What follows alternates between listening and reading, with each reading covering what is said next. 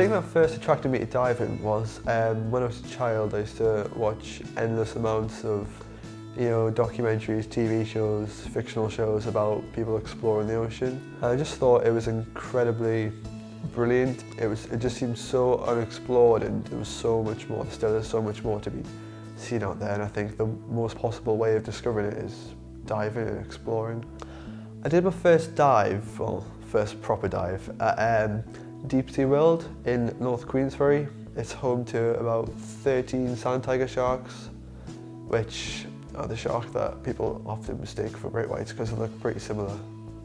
When we actually went to Deep Sea World, we had a training session before we actually did the dive, and that just involved getting into the water, getting used to the fish and the various other things in the tank, and just get a feel for the apparatus, your oxygen tank, your weight, adjusting to the pressure under the sea. It felt very, very strange. When we first went in, it was very surreal. I was really, really anxious before going in. I was fine in the training, I was really pumped for it. And as soon as we were on the platform, waiting to go down, I was just thinking, oh my God, what am I doing? Why am I doing this?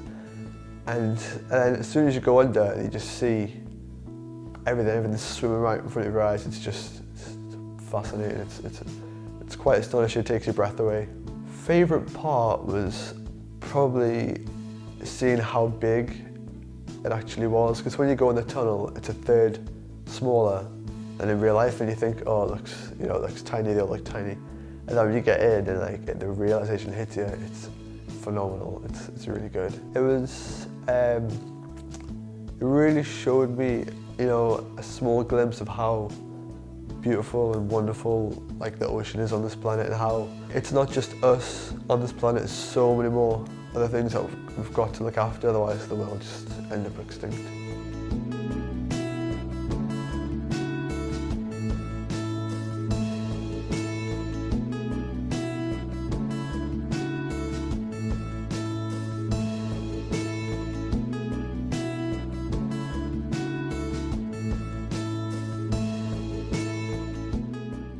I was always a keen swimmer and loved playing in water as a kid, and got into snorkeling and wanted to be a diver, but in those days the only diving possibility was with the British Sub-Aqua Club.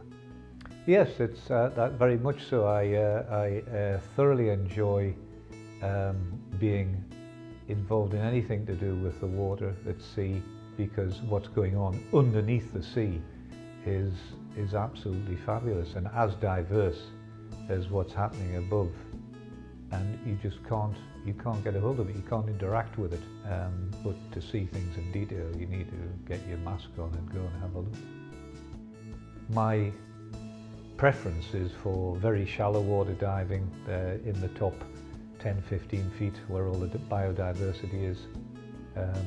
Frankly, once you get beyond 15-20 foot, it becomes rapidly less and less interesting. My sub-aqua training I did with the Army, with the Garrison Sub-Aqua Club we had. Most of the diving I've done has been just boat maintenance from my own boat. Yes, I have thought about diving professionally and decided against it quite early on in life.